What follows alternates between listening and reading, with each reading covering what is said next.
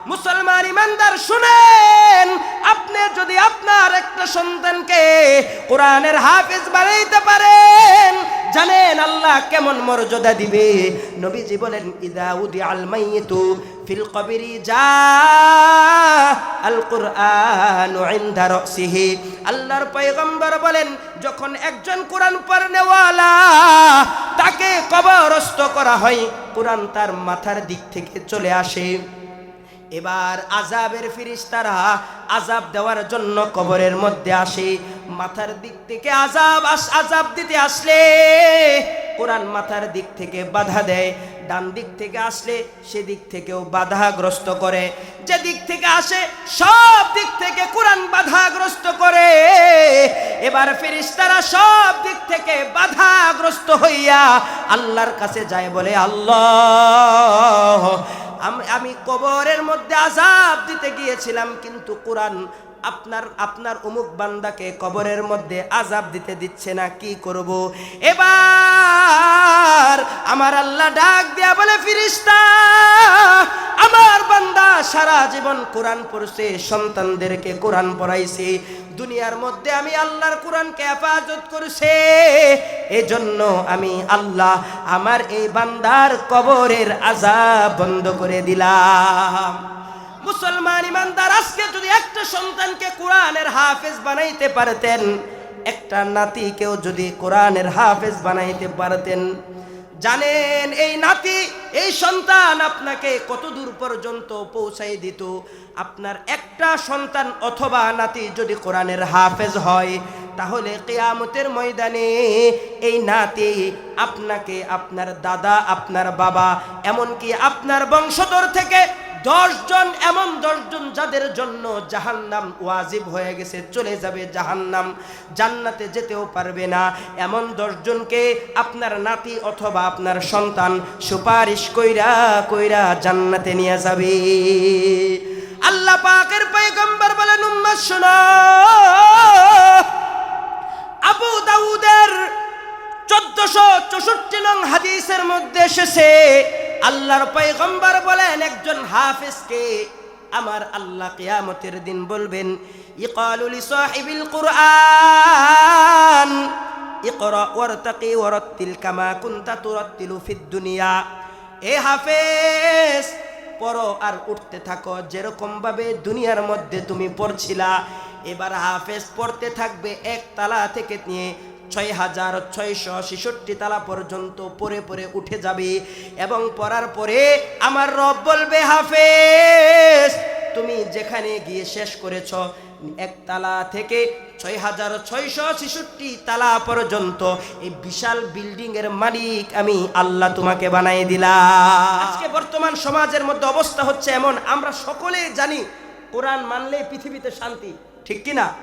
তারপরেও কোরআন পড়লে পৃথিবীতে শান্তি, কোরআন মানলে পৃথিবীতে শান্তি, এটা আমরা বুঝি, জানি, সব কিছু করি, তারপরেও কিন্তু আমরা আমাদের সন্তানদেরকে কোরআন পড়াইতে চাই না। কথা বলেন ঠিক কিনা? আমরা আমাদের সন্তানদেরকে কোরআন পড়াইতে চাই না। যারা কোরআন পড়ে, যারা কোরআন পড়ায়, তাদের সাথে সম্পর্ক রাখি না, সারা দিন শুধু দান্দায় থাকে, কিভাবে হুজুরের দোষ ধরা যায়, কিভাবে ইমাম সাহেবের দোষ ধরা যায়, কিভাবে ছাত্রদের দোষ ধরা যায়। অথচ দেখবেন কিছু কিছু গ্রাম, প্রত্যেক গ্রামে এরকম থাকে, কিছু মানুষই থাকে যে বাচ্চারা একটু উল্টাপাল্টা করলে মানে এটা আর মেনে নিতে পারে না, অথচ তার ঘরের মধ্যে বহু বাচ্চা আছে যে 24 ঘন্টা তাকে নির্যাতন করে। কথা বলেন ঠিক কিনা? মুসলমান, খুব ভালো করে মনে রাখতে হবে, একজন কোরআন পড়নেওয়ালার দাম আল্লাহর কাছে অনেক বেশি, অনেক বেশি। আজকে গোটা পৃথিবীতে আপনি যেখানে দেখবেন মুসলমান, সেখানেই মুসলমান অশান্তিতে নির্যাতিত।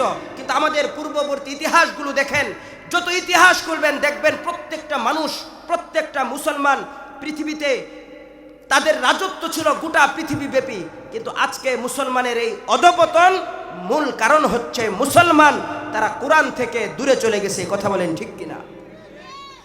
মুসলমান ইমানদার, মুস্তাদরিকে হাকিমের 1500 নং হাদিসের মধ্যে এসেছে, আন আবি হুরায়রা রাদিয়াল্লাহু তাআলা আনহু قال قال رسول الله صلى الله عليه وسلم। হযরত আবু হুরায়রা থেকে বর্ণিত, আল্লাহর পয়গম্বর বলেন, বিদায় হজের বাসরে আল্লাহর পয়গম্বর বলেন, উম্মত শুনো, আমি তো দুনিয়া থেকে চলে যাচ্ছি। তারাকতু ফীকুম শাইআইন লান তাদিল্লু বাদাহা কিতাবাল্লাহ। আমি দুনিয়া থেকে চলে যাচ্ছি, তবে আমার পরে তোমাদের মাঝে দুইটা জিনিস রেখে গেলাম। কিতাবাল্লাহ, এক নাম্বার হলো আল্লাহ তাআলার কালাম কিতাবুল্লাহ তথা কোরআন মাজিদ। বলেন তো এক নাম্বার কার কালাম? সবাই বলেন কার কালাম? দ্বিতীয় নাম্বার হলো আল্লাহর পয়গম্বর বলে ওয়া সুন্নতি, আমার সুন্নাত আদর্শ। মুসলমান, আজকে যদি তুমি কোরআন অনুযায়ী জীবনটা চালাইতা, নবীজির সুন্নাত অনুযায়ী জীবন চালাইতা, আল্লাহর পয়গম্বর বলেন দুনিয়ার মধ্যে যত মানুষ আছে সমস্ত মানুষগুলা তোমার পদচুম্বন করতে বাধ্য হতো। কথা বলেন ঠিক কিনা? আমার আল্লাহ পাক রব্বুল আলামিন সূরা হিজরের 9 নং আয়াতের মধ্যে বলেন, ইন্না নাহনু নাযালনা যিকরা ওয়া ইন্না লাহু লাহাফিজুন। আমার আল্লাহ বলে, বান্দা জানো কোরআন মানলে এত সম্মানী হবা কেন? কারণ কোরআন নাজিল করেছি আমি, এবং কোরআন হেফাজত করব আমি, এবং কোরআনের সাথে যারা সম্পর্ক রাখবে এবং কোরআন পড়নেওয়ালাদেরকে যারা সাহায্য সহযোগিতা করবে, কোরআনের সাথে যারা ভালোবাসা রাখবে এবং যারা কোরআন পড়বে, প্রত্যেকটা ব্যক্তিকেই আমি আল্লাহ কুদরতি হাতে হেফাজত করব। এজন্যই তো আমরা দেখতে পাই বিগত জালেম সরকার আলেম উলামাদেরকে বছরকে বছর কারারুদ্ধ করে রেখেছে। দিন শেষে আমরা দেখতে পেয়েছি বর্তমান সময়ে আলেমরা গোটা দেশের মধ্যে সম্মানী, আর যারা জালেম তারা দেশ ত্যাগ করে পালাতে বাধ্য হয়েছে। কথা বলেন ঠিক কিনা? মুসলমান ইমানদার, কেন জানেন এই কোরআনের এত দাম? আল্লাহ পাক রব্বুল আলামিন সূরা বাকারার 1-2 নং আয়াতের মধ্যে কোরআনের চমৎকার জবাব দিয়া বলেন, আমার রব কোরআনের পরিচয় দিচ্ছেন। আমার রব বলেন, আলিফ লাম মিম যালিকাল কিতাব, জানো এটা এমন এক কিতাব লা রাইবা ফি, পৃথিবীর মধ্যে এমন কোন গ্রন্থকার নাই যে কিনা তার কিতাব লেখার পর চ্যালেঞ্জ করতে পারে। আমার রব কোরআন লেখার পরে চ্যালেঞ্জ করে দিয়েছে, যালিকাল কিতাবে, এমন এক কিতাব যাতে কোনো সন্দেহ নাই। আওয়াজ দিয়ে বলেন, আছে সন্দেহ? কোরআনের মধ্যে কোনো সন্দেহ নাই। আমার রব বলেন, বান্দা শুনো, সূরা বাকারার 23 নং আয়াতের মধ্যে আমার রব বলেন, ওয়া ইন কুনতুম ফি রাইবিম মিম্মা নাযালনা আলা আবদিনা। এরে বান্দা, আজকে তোমরা কোরআন পড়ছো না, তার মানে কি কোরআন নিয়ে সন্দেহ আছে? আজকে তোমরা কোরআন অনুযায়ী জীবন চালাইলেই জীবন তোমাদের সফল কাম। আজকে ঘরে কোরআন চালাও, দেখবা ঘরটা আলোকিত হয়ে গেছে। সন্তান কথা শুনে না, কারণ তুমি তোমার সন্তানকে কোরআন পড়াও নাই। আজকে তোমার মেয়েটা কথা শুনে না, তার কারণ হলো তুমি তোমার মেয়েকে কোরআনের শিক্ষায় শিক্ষিত করো নাই। আমার রব বলে, বান্দা কোরআনের ব্যাপারে তোমাদের যদি সন্দেহ থাকে তাহলে শুনে রাখো, যদি তোমরা সন্দেহ থাকে ফাতু বিসূরাতিম মিন মিথলিহি, তাহলে কোরআনের মতো তোমরা একটা সূরা নিয়ে আসো। হ্যাঁ বান্দা শুনো, যদি তোমরা না পাও, ওয়াদউ শুহাদাকুম মিন দুনিল্লাহ, তোমরা পৃথিবীতে যত মানুষ আছো এবং জিন জাতি যারা আছে, মানুষ এবং জিন জাতি, এবং তোমাদের মানুষের মধ্যে যারা হিন্দু খ্রিস্টান বৌদ্ধ, তোমরা যে সমস্ত দেব দেবিকার পূজা করো, লাত মানাত উজ্জা, তাদেরকে নিয়েও যদি পৃথিবীতে আসমান ও জমিনের নিচে যত সৃষ্টিজীব আছে, বলেন তো সব সৃষ্টিজীব মিলাও যদি আল্লাহ পাকের কালামের মতো ছোট্ট একটা সূরা বানাতে চায়, আওয়াজ দিয়ে বলেন সকলেই মিলে ছোট্ট একটা সূরা বানাইতে পারবে? পারবে? কেন পারবে না জানেন? এই কোরআনের পরিচয় আমি আপনাদেরকে শোনাই। আপনি যদি জিজ্ঞাসা করেন কোরআন বলো, তোমার পরিচয় আমরা জানতে চাই। কোরআন যদি আপনি জিজ্ঞাসা করেন কোরআন বলো দেখি তুমি আসছো কোত্থেকে, কোরআন জবাব দেয়, তানজিলুম মির রাব্বিল আলামিন। আল্লাহু আকবার। কোরআন জবাব দেয়, দুনিয়ার মানুষ শুনো, আমি এসেছি জগৎ সমূহের প্রতিপালক আল্লাহ পাক রব্বুল আলামিনের পক্ষ থেকে এসেছি। এখন যদি কোরআনকে জিজ্ঞেস করেন, কোরআন বলো দেখি, বুঝলাম তুমি আল্লাহর পক্ষ থেকে এসেছ, কিন্তু আমরা জানতে চাই দুনিয়ায় আসার আগে তুমি কোথায় ছিলা? কোরআন জবাব দেয়, ফি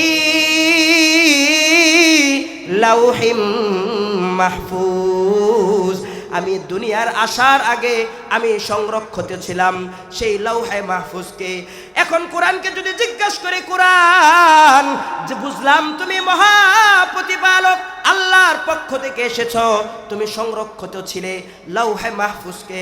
এখন আমরা জানতে চাই তুমি লাউহে মাহফুজ থেকে দুনিয়াতে আসলা কিভাবে? তোমাকে কে নাজিল করেছে? কোরআন চমৎকার করে জবাব দেয়, নাজালা বিহির রূহুল আমিন।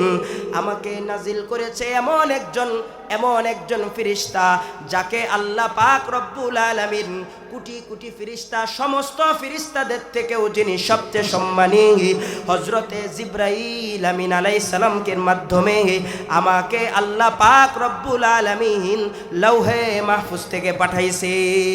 মুসলমান ইমানদার, এখন আসেন শুনি আমার রব এই কোরআনটা কিভাবে দুনিয়ার মধ্যে নাজিল করেছে। আল্লাহ পাক রব্বুল আলামিন সূরা আহজাবের ৭২ নং আয়াতের মধ্যে আমার রব জানাই দেন, দুনিয়ার মানুষ শুনো, ইন্না আরাদনাল আমানাতা আলাস সামাওয়াত ওয়াল আরদি ওয়াল জিবালি ফাআবাইনা আন ইয়াহমিলনাহা ওয়া আশফাকনা মিনহা ওয়া হামালাহাল ইনসান।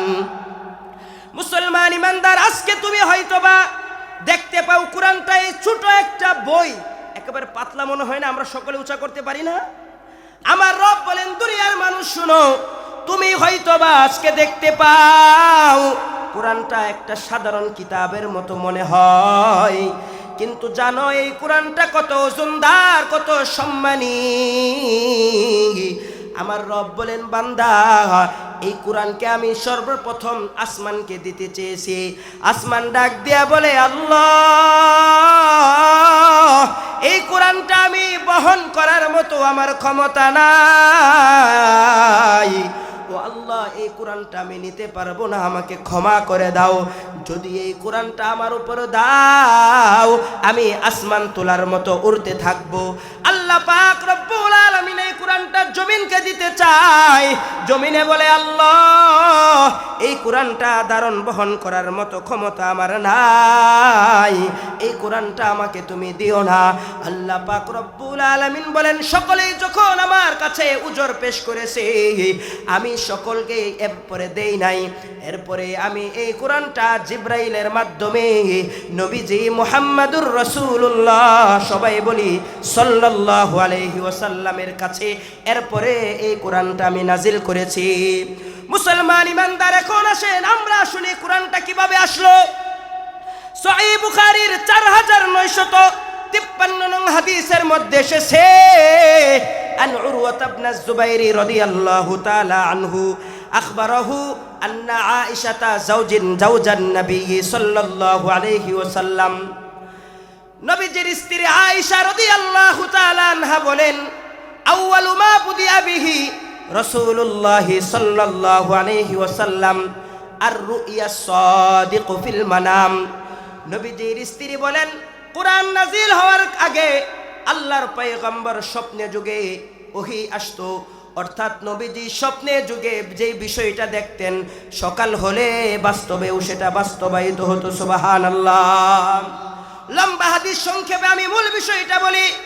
আল্লাহর পয়গম্বর হেরা পর্বতে ধ্যানে মগ্ন থাকতেন, ইবাদত করতেন, ক্ষুধা লাগতো ঘরে আসতেন, আবার খাবার সংরক্ষণ করে আবার হেরা পর্বতে চলে যেতেন। দীর্ঘদিন পর্যন্ত হেরা পর্বতে আল্লাহর পয়গম্বর ধ্যানে মগ্ন। হঠাৎ একদিন জিবরাইল কোরআন নিয়ে আল্লাহর পয়গম্বরের দরবারে এসে বলে, আসসালাতু ওয়াসসালামু আলাইকা ইয়া রাসূলুল্লাহ। আল্লাহর পয়গম্বর বলেন, মান আনতা, তুমি কে? জিবরাইল বলে, আনা জিবরাইল মিনাল্লাহি তাআলা, আল্লাহর পক্ষ থেকে এসেছি কোরআন নেওয়ার জন্য। পয়গম্বর বলেন, মাযা তুরিদু আন তাকুল আলী, কি বলতে চাও আমার কাছে বলো। আল্লাহর পয়গম্বর বলেন, নবীজি বলেন, ইকরা, পড়েন। আল্লাহর পয়গম্বর বলেন মা আনা বিকারি, আমি পড়তে জানি না, কি পড়ব? জিব্রাইল আবার বলেন ইকরা, পয়গম্বর একই জবাব। পয়গম্বর বলেন মা আনা বিকারি, আমি তো পড়তে জানি না। তৃতীয়বার বলেন ইকরা বিসমি রাব্বিকাল্লাযী খলাক। এবার আল্লাহর পয়গম্বর পড়া শুরু করে দিলেন ইকরা বিসমি রাব্বিকাল্লাযী খলাক, খলাকাল ইনসানা মিন আলাক, ইকরা ওয়া রাব্বুকাল আকরাম আল্লাযী আল্লামা বিল কলম। চিৎকার দিয়ে বলিন আল্লাহু আকবার। এবার আল্লাহর পয়গম্বর একটা না 5 আয়াত পড়ে ফেললেন। অনেকটা প্রশ্ন, মুহাদ্দিসগণ বলেন এখানে একটা প্রশ্ন আছে, প্রশ্নের বিভিন্ন জন ব্যাখ্যা দিয়ে থাকেন, তবে আমাদের জন্য যেটা উপকারী সেই ব্যাখ্যাটাই শুধু বলি। আল্লাহর পয়গম্বর প্রথম বললেন কিন্তু বললেন পারি না, দ্বিতীয়বার বললেন পারি না, তৃতীয়বার কেন পড়া শুরু করলেন? প্রশ্ন হয় না? এর জবাব হলো মুহাদ্দিসগণ বিভিন্ন ব্যাখ্যা দেন, তবে আমাদের জন্য যেই শিক্ষা, এখানে আল্লাহর পয়গম্বরকে সর্বপ্রথম বলা হয়েছে শুধু পড়েন পড়েন পড়েন, কি পড়বেন এটা বলে নাই। কিন্তু যখন বলছে পড়েন আপনার প্রভুর নামে যিনি আপনাকে সৃষ্টি করেছে, এখন পয়গম্বর পড়া শুরু করে দিলেন। এখান থেকে আমাদের শিক্ষা হলো একটা বাচ্চা যখন দুনিয়ায় আসবে, আসার পর হাঁটতে শিখবে, কথা বলতে শিখবে, এরপর বাচ্চাটা যখন শিক্ষায় শিক্ষিত করতে যাবে, সর্বপ্রথম ওই বাচ্চাকে যেই শিক্ষা দিতে হবে সেই শিক্ষা হলো আল্লাহর নামের শিক্ষা। কথা বলেন ঠিক কিনা? কিন্তু আফসোস আর পরিতাপের বিষয় হচ্ছে আমরা নিজেদেরকে মুসলমান দাবি করি, কিন্তু আমাদের সন্তানদেরকে যখন কথা বলতে শিখে, আমাদের সন্তানরা যখন শিক্ষা অর্জনের যখন উপযুক্ত হয়, তখন আমাদের সন্তানদেরকে কোরআনের শিক্ষা না দিয়া জাগতিক শিক্ষায় শিক্ষিত করার জন্য আমরা পাগল পারা হয়ে যাই। কথা বলেন ঠিক কিনা? ফলে লাভ কি? এই সন্তানটা সর্বপ্রথম গিয়ে ওখানে যে শিক্ষাটা শিখে, ওই শিক্ষার শুরু হয় মিথ্যা দিয়ে। কিভাবে? হাট্টিমা টিম টিম তাদের খাড়া দুটো শিং তাদের, তারা মাঠে পারে ডিম, তারা হাট্টিমা টিম টিম। আমি আপনাদের কাছে জানতে চাই, যে প্রাণীর শিং আছে ওই প্রাণী কি ডিম পারে? গরু ডিম পারে? গুড়ায় ডিম পারে? তাহলে শিক্ষাটা সত্য না মিথ্যা? সবাই বলেন মিথ্যা। এই মিথ্যা একটা শিক্ষা আপনার সন্তানকে দিচ্ছেন। বলেন দেখি, আজকে সমাজের মধ্যে সন্তানগুলো ইয়াবার সাথে সম্পৃক্ত, নেশার সাথে আসক্ত, সন্তান বাবার কথা শুনে না, মার কথা শুনে না, মোবাইলে আসক্ত।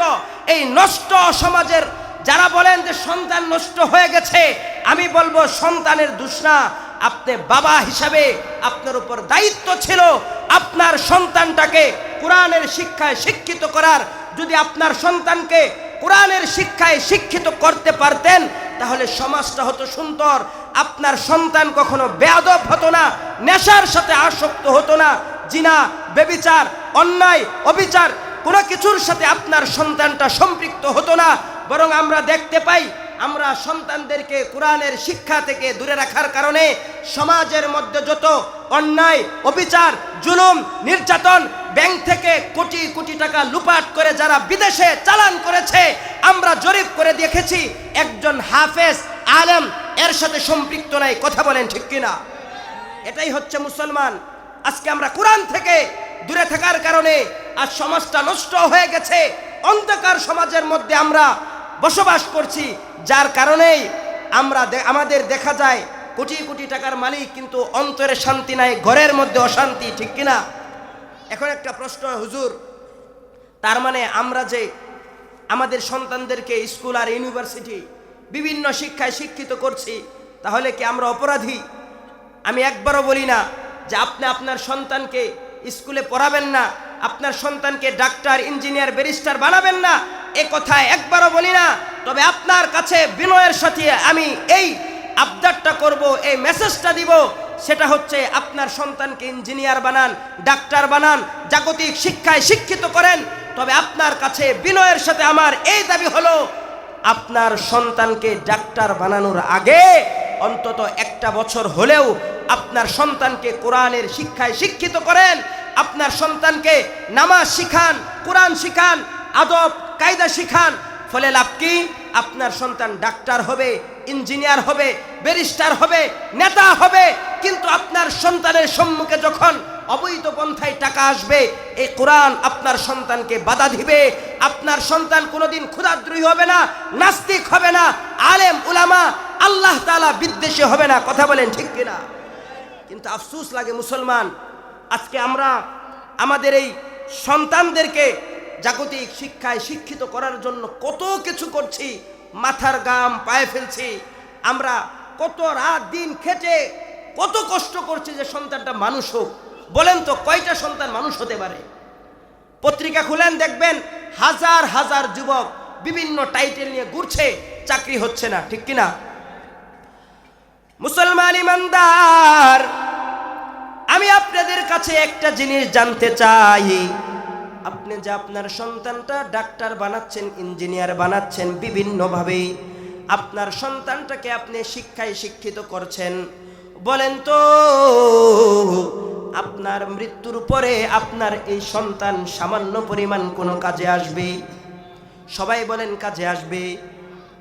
কোনো কাজে আসবে না। শুনেন, আল্লাহর পয়গম্বর সেই 1400 বছর আগে আমাদেরকে জানাই দিছে।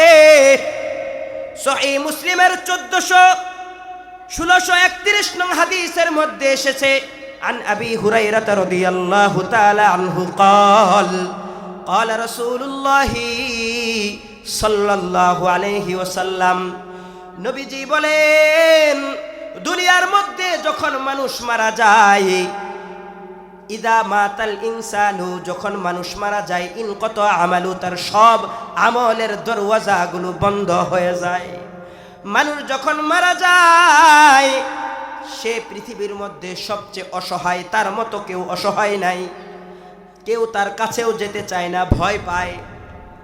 আল্লাহর পয়গম্বর বলেন, ইল্লা মিন থালাসাতিন, তবে উম্মত শুনো, তিনটি আমল এমন আছে যে তিনটি আমল যদি কেউ করে, ওই বান্দাটা মৃত্যুর পরে ও কবরের মধ্যে শুয়ে শুয়ে অনবরত সওয়াব পেতে থাকবে। চিৎকার দিয়ে বলি না সুবহানাল্লাহ। নবীজি বলেন, উম্মত শুনো, এক নাম্বার আমল হলো সদকাতুন জারিয়া।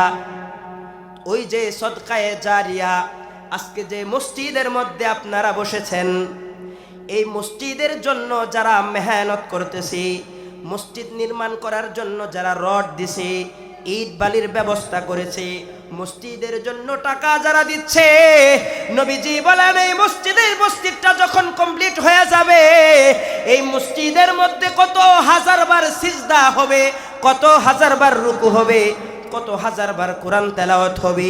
মসজিদ যতদিন পর্যন্ত থাকবে, আল্লাহর পয়গম্বর বলেন, উম্মত শুনো, তুমি কবরের মধ্যে যাওয়ার পরেও অটোমেটিক ফেরেশতার মাধ্যমে অনবরত সওয়াব তোমার কবরের মধ্যে শুয়ে শুয়েও তুমি পেতে থাকবা। দ্বিতীয় নাম্বার আমল হলো, উম্মত শুনো, আও ইলমিন ইউনতাফাউ বিহি, এমন এলেম, যেই এলেম তথা তুমি কোরআন কাউকে শিখাই গেছো, তুমি তোমার সন্তানটাকে আলেম বানাইছো, হাফেজ বানাইছো, তোমার সন্তান আরেকজনকে পড়ায়, সে আরেকজনকে পড়ায়। আল্লাহর পয়গম্বর বলেন, এই সিলসিলা যতদিন পর্যন্ত থাকবে, তার সম পরিমাণ সওয়াব তুমি কবরের মধ্যে শুয়ে শুয়ে পেতে থাকবা। তৃতীয় নাম্বার হলো আউওয়ালাদিন সালেহ, এমন একটা সন্তান যাকে আপনি দুনিয়ার মধ্যে রেখে গেছেন, এই সন্তানটা আপনি মৃত্যুর পরে আপনার জানাজা হবে, আপনার লাশটা নিয়া এই সন্তানটা দাঁড়াইয়া আপনার জানাজা পড়বে, আপনার কাঁধে বহন কইরা নিয়া আপনাকে কবরস্থ করে আসবে। কবরস্থ করার পরে মাঝে মধ্যে সন্তানটা আল্লাহর কাছে দোয়া করবে, আল্লাহ রব্বির হামহুমা কামা রব্বায়ানি সগীরা, ও আল্লাহ, আমি যখন ছোট ছিলাম আমার মা কত কষ্ট করে আমাকে লালন পালন করেছে, শীতকালে আমি মার কোলে প্রস্রাব করে দিছি, মা ওই ভিজা কাপড়টা নিয়ে ঘুমাইছে, আর আমাকে আরামের বিছানার মধ্যে ঘুমাইতে দিছে। আমার বাবা সকাল থেকে সন্ধ্যা পর্যন্ত কত কষ্ট করেছে। ও আল্লাহ, আপনি আমার বাবার কবরের মধ্যে আযাব দিয়েন না, জান্নাতি বিছানা বিছাই দেন। আল্লাহর পয়গম্বর বুঝাইতে চায়, উম্মত শুনো, যদি আপনি এমন একটা সন্তান দুনিয়ার মধ্যে আপনি রেখে কবরস্থ হন, এই সন্তান আল্লাহর কাছে দোয়া করতে দেরি, আপনার কবরের মধ্যে জান্নাতি আবহাওয়া চালু হতে দেরি হবে না। মুসলমান ইমানদার, আপনাদেরকে একটা ঘটনা শোনাই। মিরপুর এলাকায় এক রিকশাওয়ালা জুব্বা পরে টুপি পরে রিকশা চালায়। একজন ধনী ব্যক্তি, কোটি কোটি টাকার মালিক, রিকশাওয়ালার পিছনে উঠছে।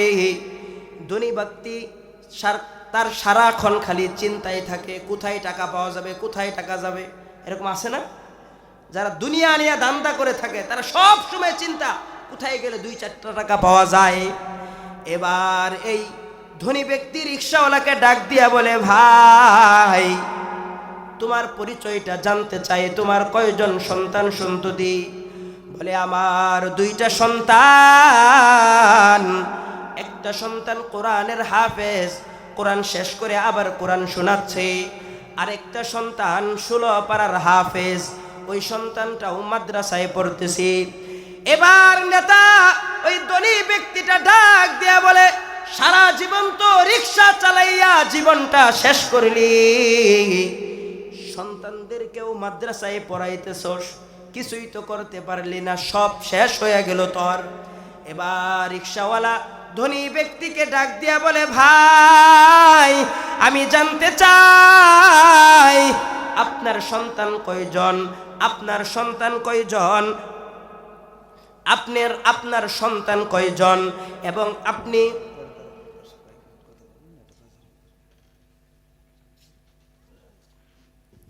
আপনার সন্তান কয়জন, তারা কি করে? এবার ওই নেতা জবাব দেন, আমার একটা সন্তান ডাক্তার, আরেকটা সন্তান ইঞ্জিনিয়ার, আরেকটা সন্তান ব্যারিস্টার, আরেকটা সন্তান আমাদের এলাকার চেয়ারম্যান। বলে, চেয়ারম্যান হলে লাভ কি? এবার হচ্ছে চেয়ারম্যান, সামনে হবে উপজেলার চেয়ারম্যান, এর পরের টামে হবে এমপি। বলে, এগুলো হইলে লাভ কি? বলে, উপরে যত উঠা যায় চুরি তত করা যায়। কথা বলেন ঠিক কিনা? এবার রিকশাওয়ালা ডাক দিয়ে বলে, ভাই, তোমার এক একটা সন্তান এক এক লাইনে এস্টাবলিশ হয়ে গেছে বুঝলাম, এখন আমি জানতে চাই, আমাকে একটু বলো দেখি, তোমার কোন সন্তান এমন আছে যে সন্তানটা তোমার মৃত্যুর পরে তোমার লাশটা দাঁড়াইয়া, তোমার লাশের সম্মুখে দাঁড়াইয়া জানাজা পড়তে পারবে, এমন কোন সন্তান আছে? এবার নেতার মুখটা ছোট হয়ে গেছে, মাথাটা নিচের দিকে ঝুঁকে গেছে। ও মুসলমান, ওই রিকশাওয়ালা ওই ধনী ব্যক্তিকে যেই প্রশ্ন করে, একই প্রশ্ন বাবা আমিও আপনাদের কাছে রেখে যাই। একটু মনকে জিজ্ঞেস করেন, মন, কত কিছু করলাম সন্তানের জন্য, মাথার ঘাম পায়ে ফেললাম, আমি কি আমার একটা সন্তানকে এমন করতে পেরেছে কিনা যে সন্তানটা আমার মৃত্যুর পরে আমার জানাজা পড়বে, মাঝে মধ্যে আমার জন্য দোয়া করবে? ও মুসলমান, যদি না করতে পারেন, যদি এমন না হয়, শুনেন আমার রব বলেন, আল্লাহ তাজিরু ওয়াজিরাতু বিজরা উখরা, কেউ কারো বোঝা বহন করবে না রে বাবা। ওই কঠিন কিয়ামত ময়দানটা বড় ভয়ঙ্কর। আল্লাহর পয়গম্বর বলেন, কিয়ামতের ময়দানে মানুষ যখন হাসরের ময়দানে উঠবে, মানুষের মাথার উপরে সূর্য থাকবে, সূর্যের গরম তাপে মাথার মগজটা টাস টাস টস টস করে ফুটে যাবে। ও মুসলমান, সেই কঠিন কিয়ামতের ময়দানে যেই সন্তানের জন্য এত কষ্ট করলেন, আল্লাহ পাক রব্বুল আলামিন বলেন ইয়াউমা ইয়াফিরুল মারউ মিন আখি ওয়া উম্মিহি ওয়া আবিহি ওয়া সাহিবাতিহি ওয়া বানি। আল্লাহর পয়গম্বর বলেন আজকে তুমি তোমার সন্তানটাকে কোরআনের শিক্ষায় শিক্ষিত করছো না, আজকে ডাক্তার বানাচ্ছ, কত কিছু বানাচ্ছ, দুনিয়ার মধ্যে তো তার বাস্তব প্রমাণ আছে। যায়া দেখেন বৃদ্ধাশ্রমে যে সমস্ত মা বাবাগুলো পড়ে আছে, ম্যাক্সিমাম সকলেরই বাবা মার সন্তানগুলো কেউ ডাক্তার, ইঞ্জিনিয়ার, বড় বড় ব্যবসায়ী, একজন হাফেজ আলেমের মা ওই বৃদ্ধাশ্রমে পাবেন না। কথা বলেন ঠিক কিনা? মুসলমান ইমানদার শুনেন, আপনি যদি আপনার একটা সন্তানকে কোরআনের হাফেজ বানাইতে পারেন, জানেন আল্লাহ কেমন মর্যাদা দিবে। নবীজি বলেন ইদা উদি আল মাইয়িতু ফিল কবরি যা আল কুরআন ইনদা রাসিহি। আল্লাহর পয়গম্বর বলেন যখন একজন কোরআন পড়নেওয়ালা তাকে কবরস্থ করা হয়, কোরআন তার মাথার দিক থেকে চলে আসে। এবার আযাবের ফেরেশতারা আযাব দেওয়ার জন্য কবরের মধ্যে আসে। মাথার দিক থেকে আযাব দিতে আসলে কোরআন মাথার দিক থেকে বাধা দেয়, ডান দিক থেকে আসলে সেদিক থেকেও বাধাগ্রস্ত করে, যে দিক থেকে আসে সব দিক থেকে কোরআন বাধাগ্রস্ত করে। এবার ফেরেশতারা সব দিক থেকে বাধাগ্রস্ত হইয়া আল্লাহর কাছে যায়, বলে আল্লাহ আমি কবরের মধ্যে আযাব দিতে গিয়েছিলাম, কিন্তু কোরআন আপনার অমুক বান্দাকে কবরের মধ্যে আযাব দিতে দিচ্ছে না, কি করব? এবার আমার আল্লাহ ডাক দিয়া বলে ফেরেশতা, আমার বান্দা সারা জীবন কোরআন পড়ছে, সন্তানদেরকে কোরআন পড়াইছে, দুনিয়ার মধ্যে আমি আল্লাহর কোরআনকে হেফাজত করছে, এজন্য আমি আল্লাহ আমার এই বান্দার কবরের আযাব বন্ধ করে দিলাম। মুসলমান ইমানদার, আজকে যদি একটা সন্তানকে কোরআনের হাফেজ বানাইতে পারতেন, একটা নাতিকেও যদি কোরআনের হাফেজ বানাইতে পারতেন, জানেন এই নাতি, এই সন্তান আপনাকে কত দূর পর্যন্ত পৌঁছাই দিত। আপনার একটা সন্তান অথবা নাতি যদি কোরআনের হাফেজ হয়, তাহলে কিয়ামতের ময়দানে এই নাতি আপনাকে, আপনার দাদা, আপনার বাবা, এমনকি আপনার বংশধর থেকে 10 জন, এমন 10 জন যাদের জন্য জাহান্নাম ওয়াজিব হয়ে গেছে, চলে যাবে জাহান্নাম, জান্নাতে যেতেও পারবে না, এমন 10 জনকে আপনার নাতি অথবা আপনার সন্তান সুপারিশ কইরা কইরা জান্নাতে নিয়ে যাবে। আল্লাহ পাকের পয়গম্বর বলেন উম্মাত শুনো, আবু দাউদের 1464 নং হাদিসের মধ্যে এসেছে, আল্লাহর পয়গম্বর বলেন একজন হাফেজকে আমার আল্লাহ কিয়ামতের দিন বলবেন, ইকালু লিসাহিবিল কুরআন ইকরা ওয়ারতাকি ওয়ারাত্তিল কামা কুনতা তুরাত্তিলু ফিদ দুনিয়া। এ হাফেজ, পড়ো আর উঠতে থাকো যেরকম ভাবে দুনিয়ার মধ্যে তুমি পড়ছিলা। এবার হাফেজ পড়তে থাকবে এক তালা থেকে নিয়ে 6666 তালা পর্যন্ত পড়ে পড়ে উঠে যাবে, এবং পড়ার পরে আমার রব বলবে, হাফেজ তুমি যেখানে গিয়ে শেষ করেছ, এক তালা থেকে 6666 তালা পর্যন্ত এই বিশাল বিল্ডিং এর মালিক আমি আল্লাহ তোমাকে বানাই দিলাম। মুসলমান শুধু তাই নয়, এখন আপনাদের মনে প্রশ্ন, হুজুর আমরা যে আমাদের সন্তানদেরকে হাফেজ বানাবো, আমাদের সন্তানদেরকে আলেম বানাবো, আমরা যে মাদ্রাসার ছাত্রদেরকে মোহাব্বত করি, ভালোবাসি, আমরা যে মসজিদ মাদ্রাসায় দান করি, মাদ্রাসা প্রতিষ্ঠা হওয়ার জন্য যে আমরা দান সৎকা করি, এই মাদ্রাসার ছাত্র উস্তাদদেরকে যে আমরা ভালোবাসি, আমাদের কি মর্যাদা হবে?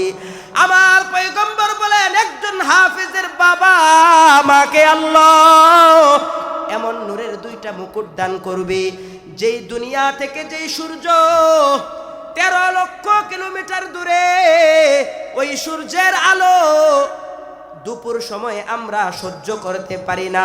নবীজি বলেন ওই বাবা আমাকে, একজন হাফেজ আলেমের বাবা আমাকে আমার আল্লাহ এমন নূরের 2টা মুকুট দান করবে, যেই নূরের মুকুটের আলো এত বেশি হয়, বলে দুনিয়ার সূর্য একটা রুমের মধ্যে রাখলে যেরকম ভাবে আলোকিত হয়ে যায়, নবীজি বলেন ওই নূরের মুকুটের আলো তার থেকেও 1000 গুণ বেশি হয়ে যাবে। অন্য অন্য জাহান্নামীরা ডাক দিয়া বলবে, আল্লাহ, এই তো লোকটাকে দেখতাম সারাদিন রিক্সা চালাইতো, লোকটাকে দেখতাম খেতে মাঠে কাজ করতো, তাদের কেন এত মর্যাদা? আমার আল্লাহ তখন ডাক দিয়া বলবে, এ জাহান্নামী বান্দা শুনো, আমার এই বান্দা ইচ্ছা করলে তাদের সন্তানগুলোকে ডাক্তার, ইঞ্জিনিয়ার, দুনিয়ার মধ্যে বিভিন্ন লাইনে এস্টাবলিশ করতে পারতো, কিন্তু এরা দুনিয়ার কোনো ধান্দা করে নাই, এরা আমি আল্লাহর কোরআনকে হেফাজত করেছে। এজন্য আমি আল্লাহ আজ তাদেরকেও এই হাসরের ময়দানে তাদেরকেও সম্মানিত করলাম। ঠিক তেমনি ভাবে মুসলমান, আপনি আপনার সন্তান থেকে, কোরআনের শিক্ষা থেকে আপনি আপনার সন্তানটাকে দূরে রাখছেন, এমনকি আপনি নিজেও কোরআন পড়ছেন না। জানেন আপনার জন্য কেমন শাস্তি আমার আল্লাহ রেখেছেন কিয়ামতের ময়দানে? আল্লাহ পাক রব্বুল আলামিন সূরা তাহার 1 থেকে 124 থেকে 26 নং আয়াতের মধ্যে আমার রব বলেন, ওয়ামান আ'রাদু আন যিকরি ফাইন্না লাহু মাঈশাতান দনকা ওয়া নাহশুরুহু ইয়াওমাল কিয়ামাতি আ'মা। এই দুনিয়ার মানুষ শুনো, আজকে তুমি দুনিয়ার মধ্যে দুনিয়ার ধান্দা পড়ে কোরআন থেকে দূরে চলে গেছো, জানো আমার আল্লাহ তোমাদের জন্য 2টা শাস্তি রেখে দিয়েছেন। 1 নাম্বার শাস্তি হলো, আমার আল্লাহ বলেন, ওয়ামান আ'রাদু আন যিকরি ফাইন্না লাহু মাঈশাতান দনকা, যে ব্যক্তিটা আমার কোরআন থেকে দূরে চলে যাবে আমি তাকে 2টা শাস্তি দিব। একটা শাস্তি দুনিয়ায়, আর একটা শাস্তি কিয়ামতের ময়দানে। 1 নাম্বার শাস্তি হলো, বান্দা তোমার জীবনকে সংকীর্ণ করে দিব। বলে সংকীর্ণর অর্থ কি? বলে সংকীর্ণর অর্থ হলো, হতে পারে এমন তোমার কোটি কোটি টাকার মালিক তুমি থাকবা, কিন্তু আমি আল্লাহ এমন এক অসুস্থ দিয়ে দিব, ডাক্তারের কাছে যাইবা, ডাক্তারে বলবে তুমি রুটি ছাড়া আর কিছু খেতে পারবে না। বলেন এমন আছে না নাই?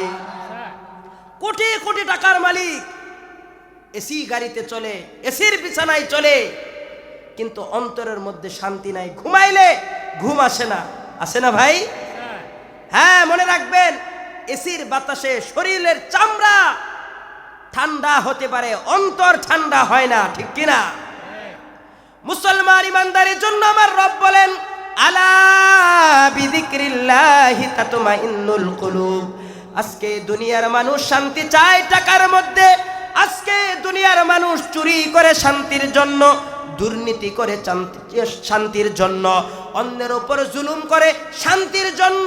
আওয়াজ দিয়া বলেন, এই যে দুনিয়ার মানুষগুলা এত উল্টাপাল্টা পথে শান্তির জন্য খুঁজে, বলেন উল্টাপাল্টা পথে চলে কেউ শান্তির মধ্যে আসে না? ও শান্তি আমার রব বলেন, বান্দা কোরআন থেকে দূরে চলে গেছো, তোমাকে দুনিয়ার মধ্যে আমি সংকীর্ণ জীবন দান করব। আর যদি তুমি কোরআন পড়তা, আমি আল্লাহ তোমাকে এমন জায়গা থেকে রিজিক দিতাম, এমন ভাবে তোমার দিলটাকে প্রশস্ত করে দিতাম, দিলটার মধ্যে এমন ভাবে শান্তি দিতাম। আমার রব বলেন, ওয়া মাইয়াত্তাকিল্লাহা ইয়াজআল লাহু মাখরাজা। এরে বান্দা জানো, যে ব্যক্তি একমাত্র আমি আল্লাহকে ভয় করে কোরআন পড়ে কোরআন অনুযায়ী জীবন চালায়, ওই বান্দাকে এমন জায়গা থেকে আমি আল্লাহ রিজিক দিব, ওই বান্দা কল্পনাও করতে পারবে না। এজন্যই তো খবর নেন, যারা মাদ্রাসায় পড়ে কোরআন পড়ে, যারা আলেম, এদেরকে আল্লাহ প্রত্যেক সপ্তাহের মধ্যে সর্বনিম্ন 3 বার হলেও গোশত বাদ দিয়ে আল্লাহ মেহমানদারি করেন। কথা বলেন ঠিক কিনা? কিন্তু আমি আপনি কয়দিন খেতে পারি? খবর নেন মাদ্রাসাগুলোতে, তাও গরুর গোশত কম খায়, খাসি খায়। গরুর গোশতের দাম বেশি না খাসির? হ্যাঁ, খবর নেন, দেখেন প্রত্যেকটা মাদ্রাসাতে। অথচ এক একটা ছাত্র কয় টাকাই বাঁধে। এই এলাকার মানুষদেরকে আমার রব বুঝাইতে চায়, বান্দা তুমি যখন কোরআন থেকে চলে যাবা তখন আমি আল্লাহ তোদেরকে ধরে ধরে কোরআন পড়নে ওয়ালাদেরকে মেহমানদারির জিম্মাদারি আমি আল্লাহ কুদরতি হাতে নিব। সুবহানাল্লাহ। এই